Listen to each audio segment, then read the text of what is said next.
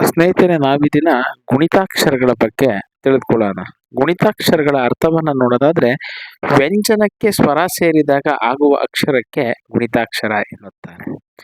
ಒಂದು ವ್ಯಂಜನಕ್ಕೆ ಆ ಇಂದ ಅವರೆಗೆ 13 ಸ್ವರಗಳು ಸೇರಿದರೆ 13 ಗುಣಿತಾಕ್ಷರಗಳಾಗ್ತವೆ. 34 ವ್ಯಂಜನಗಳಿದಾವೆ. ಆ 34 ವ್ಯಂಜನಗಳಿಗೆ ತಲಾ 13 ಸ್ವರಗಳ ಸೇರುವುದರಿಂದಾಗಿ 442 ಗುಣಿತಾಕ್ಷರಗಳನ್ನ ರಚಿಸಬಹುದು. ಅದೇ ರೀತಿ ಯೋಗವಾಹಕಗಳೆರಡನ್ನ ಸೇರಿಸಿದರೆ ಒಟ್ಟಾಗಿ 510 ಗುಣಿತಾಕ್ಷರಗಳನ್ನ ರಚಿಸಬಹುದಾಗಿದೆ. ಈ ಗುಣಿತಾಕ್ಷರಗಳ ರಚನೆಯನ್ನ ಕೆಳಗೆ ನಾವು ಉದಾಹರಣೆ ಮೂಲಕ ಗಮನಿಸಬಹುದಾಗಿದೆ. ವ್ಯಂಜನ, ಸ್ವರ ಮತ್ತು ಗುಣಿತಾಕ್ಷರ. ಮೊದಲನೇದಾಗಿ ಕ ಅಂತಕ್ಕಂಥ ವ್ಯಂಜನಕ್ಕೆ ಆ ಅಂತಕ್ಕಂಥ ಸ್ವರ ಸೇರಿದಾಗ ಅದು ಕ ಅಂತಕ್ಕಂಥ ಗುಣಿತಾಕ್ಷರವಾಗುತ್ತೆ. ಕ ಅಂತಕ್ಕಂಥ ವ್ಯಂಜನಕ್ಕೆ ಆ ಅಂತಕ್ಕಂಥ ಸ್ವರ ಸೇರಿದಾಗ ಅದು ಕ ಅಂತಕ್ಕಂತಹ ಗುಣಿತಾಕ್ಷರ ಆಗುತ್ತೆ. ಕ ಪ್ಲಸ್ ಇ ಕಿ, ಕ ಪ್ಲಸ್ ಇ ಕಿ, ಕ ಪ್ಲಸ್ ಉ ಕು, ಕ ಪ್ಲಸ್ ಉ ಕು, ಕ ಪ್ಲಸ್ ರು ಕೃ, ಕ ಪ್ಲಸ್ ಎ ಕೆ, ಕ ಪ್ಲಸ್ ಎ ಕೆ, ಕ ಪ್ಲಸ್ ಐ ಕೈ, ಕ ಪ್ಲಸ್ ಓ ಕೋ, ಕ ಪ್ಲಸ್ ಓ ಕೋ, ಕ ಪ್ಲಸ್ ಔ ಕಂ, ಕ ಪ್ಲಸ್ ಅಂ ಕಹ ಕಂ, ಕ ಪ್ಲಸ್ ಅಹ ಕಹ. ಈ ರೀತಿಯಾಗಿ ಗುಣಿತಾಕ್ಷರಗಳ ರಚನೆಗಳನ್ನ ನಾವು ಗಮನಿಸಬಹುದಾಗಿದೆ.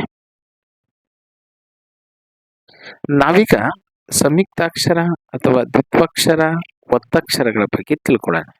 ಅರ್ಥ: 2 ಅಥವಾ ಎರಡಕ್ಕಿಂತ ಹೆಚ್ಚು ವ್ಯಂಜನಗಳಿಗೆ ಒಂದು ಸ್ವರ ಸೇರಿ ಆಗುವ ಅಕ್ಷರಕ್ಕೆ ಸಂಯುಕ್ತಾಕ್ಷರ ಎಂತಾರೆ. ಇದರಲ್ಲಿ ಪ್ರಮುಖವಾಗಿ 2 ಪ್ರಕಾರಗಳನ್ನ ಕಾಣುತ್ತೀವಿ. ಸಜಾತಿಯ ಸಂಯುಕ್ತಾಕ್ಷರ, ಇನ್ನೊಂದು ವಿಜಾತಿಯ ಸಂಯುಕ್ತಾಕ್ಷರ. ಸಜಾತಿಯ ಸಂಯುಕ್ತಾಕ್ಷರ ಅಂದ್ರೆ ಒಂದು ವ್ಯಂಜನಕ್ಕೆ ಅದೇ ಜಾತಿಯ ವ್ಯಂಜನ ಸೇರಿದರೆ ಸಜಾತಿಯ ಸಂಯುಕ್ತಾಕ್ಷರ ಅಂತಾರೆ. ಅಂದ್ರೆ ಅದೇ ವ್ಯಂಜನಕ್ಕೆ ಅದೇ ವ್ಯಂಜನ ಪರವಾಗಿ ಅದು ಒತ್ತಕ್ಷರವಾಗುವುದಕ್ಕೆ ಸಜಾತಿಯ ಸಂಯುಕ್ತಾಕ್ಷರ ಅಂತಾರೆ. ಉದಾಹರಣೆ ನೋಡೋದಾದ್ರೆ, ಅಪ್ಪ ಅಂತಕ್ಕಂಥ ಪದದಲ್ಲಿ ಪ ಅಂತಕ್ಕಂತಹ ಒತ್ತಕ್ಷರವನ್ನು ಗಮನಿಸಿದಾಗ ಅದು ಪ ಪ್ಲಸ್ ಅ ಫ ಆಗಿದೆ. ಇಲ್ಲಿ ಪ ಅಂತಕ್ಕಂತಹ ವ್ಯಂಜನಗಳು ಸೇರಿ ಪ ಅಂತಕ್ಕಂತಹ ಒಂದು ಒತ್ತಕ್ಷರ ಬಂದಿರತಕ್ಕಂಥದ್ದನ್ನು ಗಮನಿಸಬಹುದಾಗಿ ಇಲ್ಲಿ ಪ ಅಂತಕ್ಕಂಥವು ಸಜಾತಿ ಅಕ್ಷರಗಳಾಗಿರುವುದು, ವ್ಯಂಜನಾಕ್ಷರಗಳಾಗಿರುವುದರಿಂದಾಗಿ ಇದನ್ನ ಸಜಾತಿಯ ಸಂಯುಕ್ತಾಕ್ಷರ ಅಂತ ಹೇಳಿ ಕರೆಯುವುದನ್ನ ಕಾಣಬಹುದು. ಹಾಗೆ ಅಕ್ಕ, ಖ ಅನ್ನುವ ಬಳಿ ಕ ಅಂತಕ್ಕಂತಹ 2 ಸಜಾತಿಯ ಒತ್ತಕ್ಷರಗಳು ಬಳಕೆಯಾಗಿರುವುದನ್ನು ಗಮನಿಸಬಹುದಾಗಿದೆ. ಹಾಗೆ ಎರಡನೇದಾಗಿ ವಿಜಾತಿಯ ಸಂಯುಕ್ತಾಕ್ಷರ.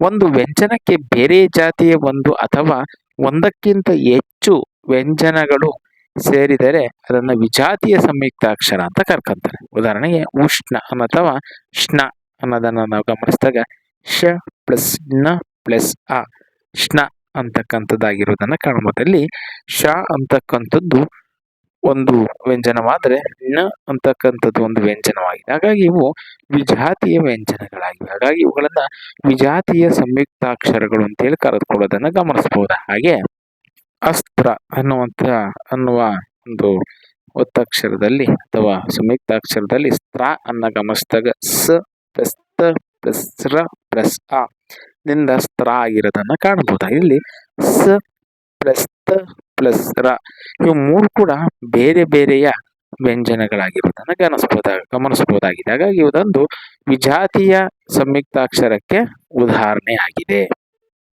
ಪದ ಅಂದ್ರೆ ಅರ್ಥ ನೀಡ್ತಕ್ಕಂಥ ಅಕ್ಷರಗಳ ಒಟ್ಟಿಗೆ ಪದ ಅಂತ ಹೇಳಿ ಕರೆಯುವುದನ್ನು ಕಾಣಬಹುದಾಗಿದೆ. ಪದಗಳ ಸಮೂಹವನ್ನ ನಾವು ವಾಕ್ಯ ಅಂತ ಕರೀತೇವೆ. ಇಲ್ಲಿ ಪದಗಳಲ್ಲಿ ಪ್ರಮುಖವಾಗಿ ದೇಶ್ಯ ಪದಗಳು ಅಂತ ಕರೀತೀವಿ. ಆಯಾ ಭಾಷೆಯ ಮೂಲ ಅಂದ್ರೆ ಸ್ವಂತ ಪದಗಳಿಗೆ ದೇಶ್ಯ ಪದಗಳು ಅಂತೇಳಿ ಕರೆಯುವುದನ್ನು ಕಾಣಬಹುದು. ಉದಾಹರಣೆಗೆ ಗಮನಿಸೋದಾದ್ರೆ ಸಂಖ್ಯಾವಾಚಕಗಳು, ಸಂಖ್ಯೆಯನ್ನ ಸೂಚಿಸ್ತಕ್ಕಂತಹ ಪದಗಳು. ಹಾಗೆ ದೇಹದ ಅಂಗಾಂಗಗಳು, ಈ ಕೈ, ತಲೆ, ಹೊಟ್ಟೆ, ಕಾಲು, ಬೆನ್ನು ಇತ್ಯಾದಿ ಇವುಗಳನ್ನು ಗಮನಿಸಬಹುದು. ಹಾಗೆ ವಿಭಕ್ತಿ ಪ್ರತ್ಯಯಗಳು, ಪ್ರಥಮ ವಿಭಕ್ತಿ, ದ್ವಿತೀಯ ವಿಭಕ್ತಿ ಇತ್ಯಾದಿ. ಸಂಬಂಧ ವಾಚಕಗಳು ಅಪ್ಪ, ಅಮ್ಮ, ಅಜ್ಜಿ, ಅಜ್ಜ, ಚಿಕ್ಕಪ್ಪ, ಮಾವ, ಭಾವ, ಅಣ್ಣ, ತಂಗಿ, ತಮ್ಮ ಇತ್ಯಾದಿ. ಹಾಗೆ ಸರ್ವನಾಮಗಳು ನಾನು, ಅವನು, ನೀನು, ಅವಳು, ಅದು, ಅವು, ಇವರು ಇತ್ಯಾದಿ. ಧಾತುಗಳು ತಿನ್ನು, ಹೋಗು, ಕೇಳು, ಬಿಡು ಇತ್ಯಾದಿ. ಹಾಗೆ ಪ್ರಾಣಿಗಳು ಇಲಿ, ಹಾವು, ಎತ್ತು, ಎಮ್ಮೆ, ದನ, ಕೋಳಿ ಇತ್ಯಾದಿ. ಹಾಗೆ ಪದಾರ್ಥಗಳು ಬಾಗಿಲು, ಉಪ್ಪು, ಹಾಲು, ಚಿಲಕ ಈ ರೀತಿಯಾದಂತಹ ಮೂಲ ಪದಗಳನ್ನ ದೇಶೀಯ ಪದಗಳು ಅಂತೇಳಿ ಕರ್ಕೊಳ್ಳೋದನ್ನ ಕಾಣಬಹುದಾಗಿದೆ. ಹಾಗೆ ಒಂದು ಭಾಷೆ ಬೆಳವಣಿಗೆಗೊಂಡಂತೆ ತನ್ನ ಸ್ವಂತ ಪದಗಳೊಂದಿಗೆ ಇತರೆ ಭಾಷೆಯ ಪದಗಳನ್ನ ಕೂಡ ತನ್ನೊಡಲಲ್ಲಿ ಸೇರಿಸಿಕೊಂಡು ಅದು ಮುಂದೆ ಸಾಗುವುದನ್ನ ಕಾಣಬಹುದಾಗಿದೆ. ಭಾಷೆ ಅಂತಕ್ಕಂಥದ್ದು ಹರಿಯುವ ನೀರಿದ್ದಂತೆ ಎಲ್ಲವನ್ನ ಕೂಡ ತನ್ನೊಳಗೆ ಸೇರಿಸಿಕೊಂಡು ಮುಂದೆ ಸಾಗ್ತಕ್ಕಂಥದ್ದನ್ನ ನಾವಿಲ್ಲಿ ಗಮನಿಸಬಹುದಾಗಿದೆ. ಕಾಲ ಕಳೆದಂತೆ ನವೀನ ಪದಗಳನ್ನ ಭಾಷೆ ಅನ್ಯ ಭಾಷೆಯಿಂದ ತನ್ನೊಳಗೆ ಸೇರಿಸಿಕೊಳ್ಳುವುದನ್ನು ಕಾಣಬಹುದಾಗಿದೆ. ಹಾಗೆ ಕನ್ನಡ ಭಾಷೆಯು ಕೂಡ ತನ್ನೊಳಗೆ ಹಲವಾರು ಅನ್ಯ ದೇಶೀಯ ಪದಗಳನ್ನ ಪುರಾತನ ಕಾಲದಿಂದಲೂ ಕೂಡ ಮಿಳಿತ್ವ ಮಾಡಿಕೊಂಡು ಬಂದಿರುವುದನ್ನ ಗಮನಿಸಬಹುದಾಗಿದೆ. ಇಲ್ಲಿ ಅನ್ಯ ದೇಶೀಯ ಪದಗಳು ಅಂದ್ರೆ ಅರ್ಥ ಇಲ್ಲಿ ಬೇರೆ ಭಾಷೆಯಿಂದ ಅಥವಾ ಅನ್ಯ ಭಾಷೆಯಿಂದ ಬಂದಂತ ಪದಗಳನ್ನು ಅನ್ಯ ಭಾಷೆಯ ಪದಗಳು ಅಂತೇಳಿ ಕರೆಯುವುದನ್ನು ಕಾಣಬಹುದಾಗಿದೆ. ಉದಾಹರಣೆಗೆ ಗಮನಿಸೋದಾದ್ರೆ ಗ್ರೀಕ್ ಮತ್ತು ರೋಮನ್ನಿಂದ ಬಂದಂತ ಪದಗಳನ್ನು ಕನ್ನಡದಲ್ಲಿ ನಾವು ಗಮನಿಸುವುದಾದ್ರೆ ದಮ್ಮಡಿ, ದಮಡಿ, ದಮ್ಮು, ದಿನಾರ, ಗದ್ಯಣ ಇತ್ಯಾದಿ ಪದಗಳನ್ನು ಗಮನಿಸಬಹುದಾಗಿದೆ. ಹಾಗೆ ಪಾರ್ಸಿಯಿಂದ ಬಂದಂತ ಪದಗಳು ಅಬಕಾರಿ, ರಸ್ತೆ, ದವಾಖಾನೆ, ಚೌಕಾಶಿ, ಅಜಮಾಯಿಸಿ, ಅಹಮದು, ದಲ್ಲಾಳಿ ಇತ್ಯಾದಿ. ಹಾಗೆ ಅರಬ್ಬಿಯಿಂದ ಬಂದಂತಹ ಪದಗಳನ್ನು ಗಮನಿಸೋದಾದ್ರೆ ಅಮಾನತು, ಅಸಲು, ಇನಾಮು, ಕಾಯ್ದೆ, ಗಲೀಜು, ತಕರಾರು, ತರಬೇತು, ನಕಲಿ ಇತ್ಯಾದಿ. ಪೋರ್ಚುಗೀಸರಿಂದ ಬಂದಂಥ ಪದಗಳನ್ನು ಗಮನಿಸುವುದಾದ್ರೆ ಮೇಜು, ತಂಬಾಕು, ಅನಾನಸು, ಸಾಬೂನು, ಚೊಂಬು, ಇಸ್ತ್ರಿ, ರಸೀದಿ ಇತ್ಯಾದಿ.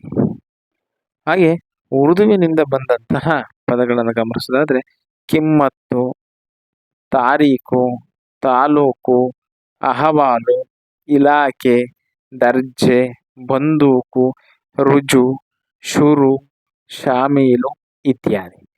ಹಿಂದೂಸ್ತಾನಿ ಪದಗಳನ್ನು ಗಮನಿಸೋದಾದ್ರೆ ಅರ್ಜಿ, ಕಚೇರಿ, ಕಾರ್ಖಾನೆ, ಸಲಾಮು, ದರ್ಬಾರು, ಕುರ್ಚಿ, ಕಾಗದ, ಹುಕುಂ ಇತ್ಯಾದಿ. ಹಾಗೆ ಇಂಗ್ಲಿಷ್ನಿಂದ ಬಂದಂತಹ ವಿದೇಶಿ ಪದಗಳನ್ನು ಗಮನಿಸೋದಾದ್ರೆ bus, car, college, light, pen, ಸಹಸ್ರಾರು ಪದಗಳನ್ನು ಆವತ್ತು ಈ ದಿನಮಾನದಲ್ಲಿ ಇಂಗ್ಲಿಷ್ನಿಂದ ಬಂದಿರತಕ್ಕಂಥ ಪದಗಳನ್ನು ಗಮನಿಸಬಹುದಾಗಿದೆ. ಈ ರೀತಿಯಾಗಿ ನಾವು ದೇಶೀಯ ಮತ್ತು ಅನ್ಯ ದೇಶೀಯ ಪದಗಳ ಪರಿಚಯವನ್ನ ಮಾಡಿಕೊಳ್ಳಬಹುದಾಗಿದೆ.